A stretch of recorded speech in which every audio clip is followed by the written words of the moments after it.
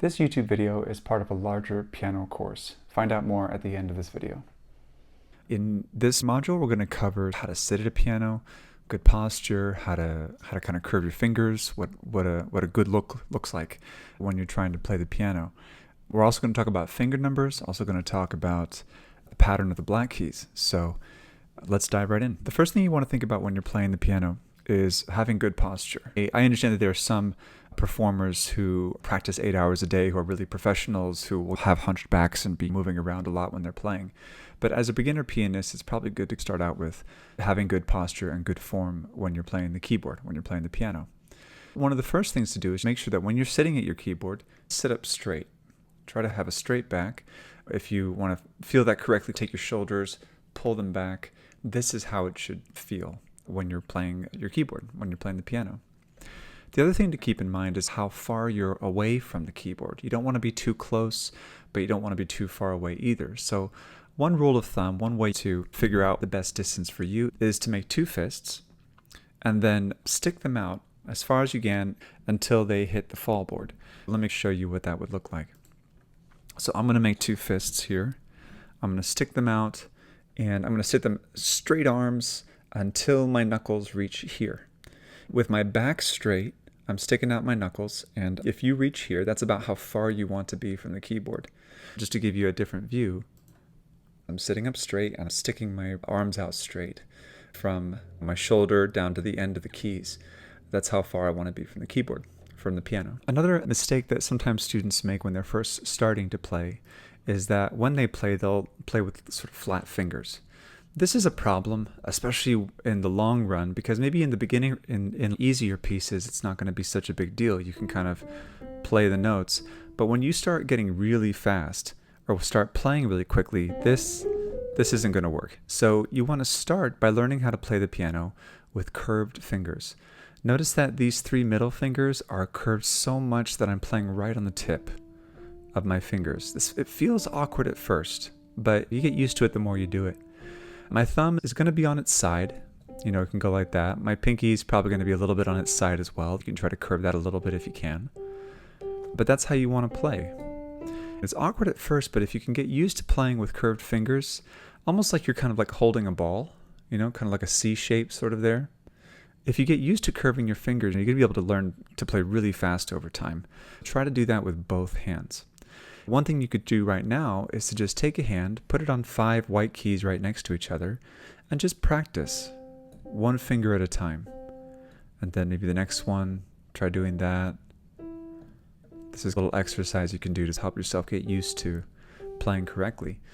Now, something that you can't quite see in the screen here is that I have my wrist sort of up a bit. So you don't want to have your wrists way down, you know, or kind of like this while you're playing, even though that might feel easier at first. You want to lift your wrist up so that it's about as high as your knuckles, right? So you want this to be kind of a straight line right here, about as high as your knuckles. So you want to keep it like that and then try playing that way. All this stuff is a little bit difficult at first, but the more you do it, the easier it gets. Again, don't lower your wrist and play like this. That'll slow you down in the long run. Don't play with flat fingers. That's going to mess you up too. Keep your wrists up, keep your fingers curved, and sort of play that way. And you can practice that with each hand. Something else that I'd like to go over in this module is the pattern of black keys on the piano, or the pattern of bumpy keys on the piano, the ones that kind of stick up.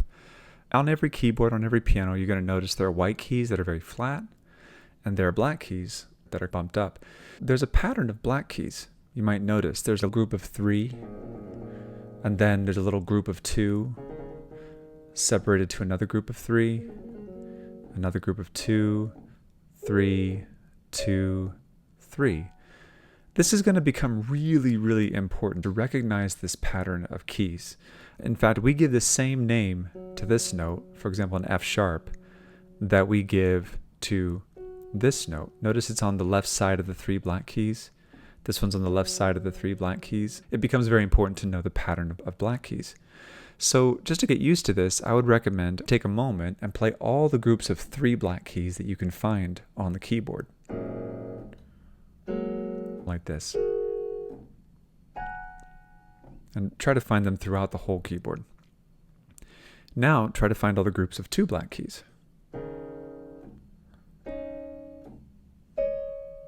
I've cut it off right there, but that's another group of 2 black keys.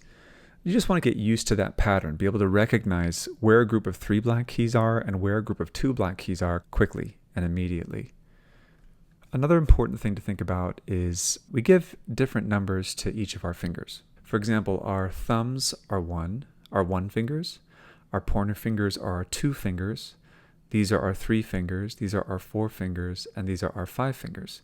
Now I know I have students who have told me the thumb's not a finger. I know, but for the sake of piano, we're just going to call it a finger. Okay, so 5 fingers.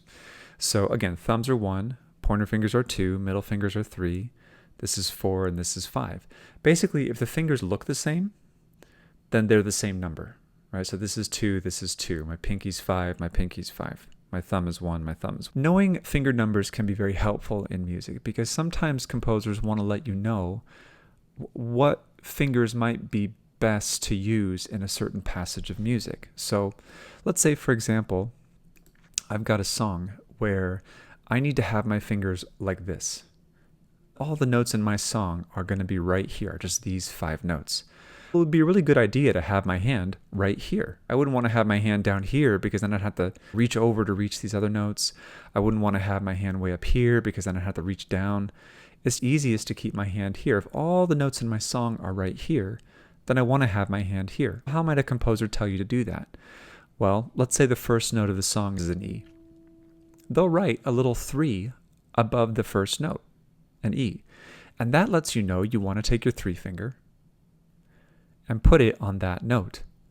And then put all your other fingers right there. So it's their way of helping you out to let you know, hey, this is the best spot to play your song. We can also use finger numbers to create basic songs as well. For example, I'm going to create a song here that you can play yourself at home. I'm going to make this song for the right hand, so I'm going to put an RH right here. And instead of putting notes, I'm just going to put numbers to indicate which fingers you're going to push down on certain notes. It should sound like a song so long as your hand is in the right spot. So I'm going to put 3 finger, 2 finger, 1 finger, 2, 3, 3, 3, 2, 2, 2, 3, 3, 3. And then down here, we're going to keep with our right hand. So I'll put RH. And it's going to go 3, 2, 1, 2, 3, 3, 3, 2, 2, 3, 2, 1. Okay. So here's what I'm going to do. I'm going to tell you at home that first note right here, where you put your 3 finger, it's going to be the note that is next to a group of 2 black keys. Okay, so imagine a group of 2 black keys. That first note is right here. And that's where you should put your 3 finger. And then all the other fingers are going to go right next to it. So, for example, here's my group of 2 black keys. I'm going to take my 3 finger, 1, 2, 3, and I'm going to put it right here where the X is. See that? And so now I know all my other fingers are going to be kind of like this. Now, the numbers that I have in this song, it's just 3, 2, and 1. So my 3 finger, if you remember, is this one. My 2 fingers, this one. And my 1 finger was my thumb. So here we go. I'm going to play this song and I'll point to the numbers as I go.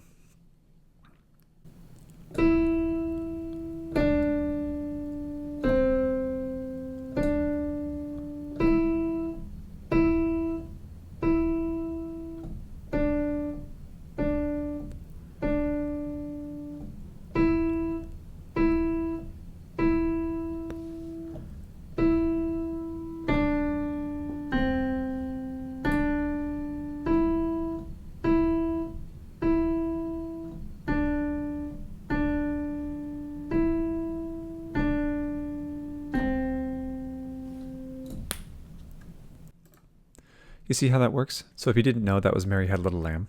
And that's how we can use numbers to create simple songs for ourselves. In this particular module, I've provided a few songs that use this style of music writing. It's sort of like pre-notation, but it's a good way to get used to how finger numbers work, and also the direction to music. We always read music from left to right, and we always read it like you would read an English book. From left to right, the first line, then the second line, then the third. A project you can do to create a cheat sheet for yourself is to trace your hands on a piece of paper and then number the fingers for both hands. You could put your left hand on one side. My hand's pretty big, but trace it.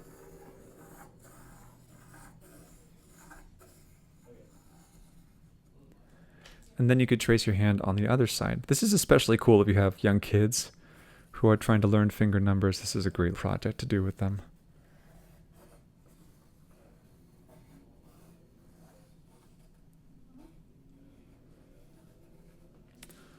I am right-handed, so. All right, so these are my thumbs, right? So I'm gonna put a number 1 in each of these.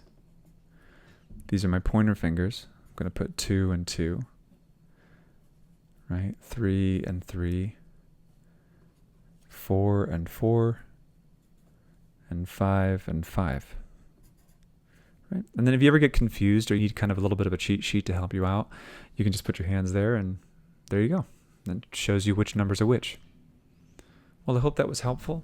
Once you've done the worksheets and learned the songs in this module, you can go on to Module 2 and try to learn the new concepts in that one. Do you want to learn piano but you're not quite sure where to begin? This video is part of a 12-week course that I'm selling online for a very affordable price. The course has over 100 songs that you can learn from that teach you things like how to read music, rhythm, notation, dynamics, and more. You can also participate in a discussion group and also take self-assessment quizzes to make sure that you understand what you're learning. If you want to find out more, check out the link below.